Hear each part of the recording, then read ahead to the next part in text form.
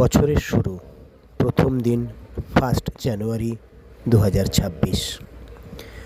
হঠাৎ করেই বিকেল 3:30 নাগাদ আমার কাছে একটা ফোন এলো।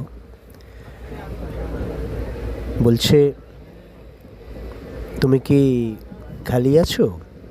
6 দিনের জন্যে দমনদিউতে যেতে পারবে?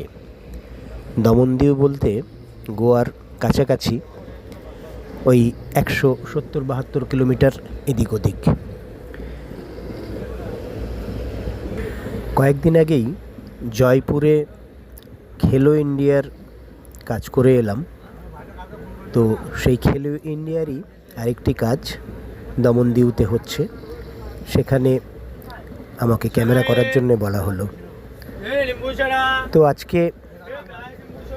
আজকে 2 তারিখ ট্রেনে উঠেছি, চলেছি দমনদিউর উদ্দেশ্যে।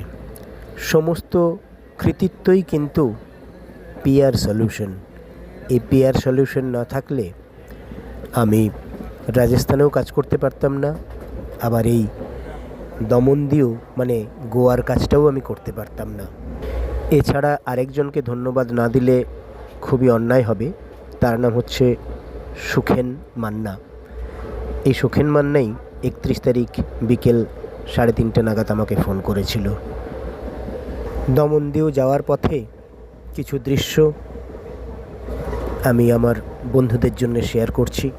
সবাই ভালো থাকবেন, সুস্থ থাকবেন। 2026টা সবার খুব ভালো কাটুক, আনন্দে কাটুক। সবাই ভালো থাকবেন।